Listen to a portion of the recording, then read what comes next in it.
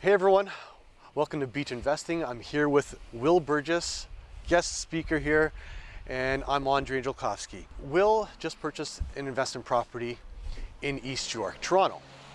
And what we wanted to share with you guys today is the risks involved when it comes to buying an income property during the Toronto lockdown. Okay, so buying during a Toronto lockdown. So there's risk and reward. The people such as Will, investors who were brave enough to buy during this time when the rental market is at a place where it was 3 or 4 years ago, the values of rents, where real estate values have not really gone down. If anything, they've gone up. We've hit record numbers in 2020. So why would an investor want to buy now when the real estate values are so high, but the rental values are so low? The numbers don't make sense. It was hard enough to make sense before. Now, how are they even possibly making sense? So what are you doing? So, well, I guess apart from being crazy, to me, it still makes sense to invest in real estate. The rental rates, yes, it's a more competitive market at the moment. However, I don't think that's something that's going to last long term.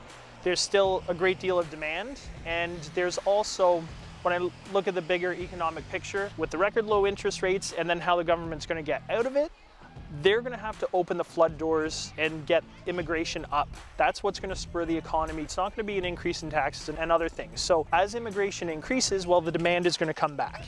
Because I've worked with other investors who we've come to a point where they're ready to put an offer in, but then either their financing falls through, or they run the numbers and they can't justify that they will get a certain amount of rent to cover their expenses, their mortgage. So they decide, we're pulling back. We're not going to be buying this property, even though they're getting a pretty good deal on it. So how are you able to justify a purchase? So basically, the fundamentals haven't changed. What I'm looking at is I still need a property to cash flow.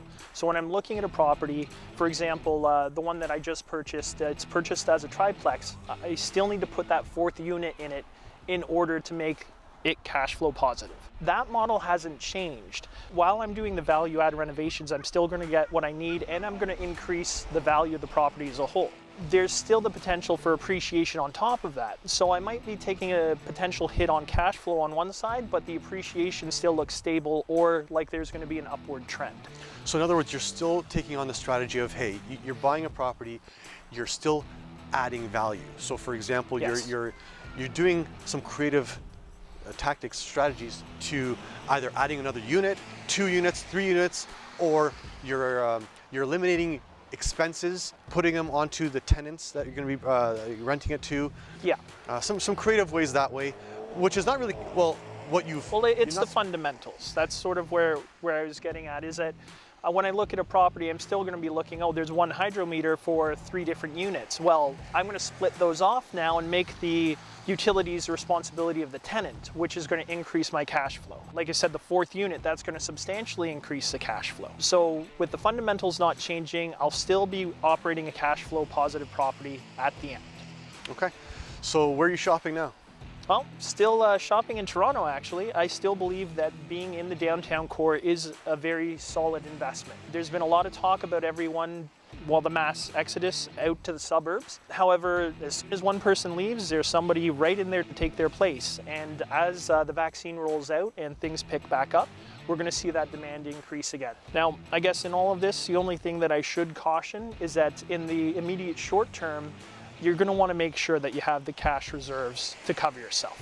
Like if you're running the numbers so tight where you make it or break it month to month, then that should be something you consider.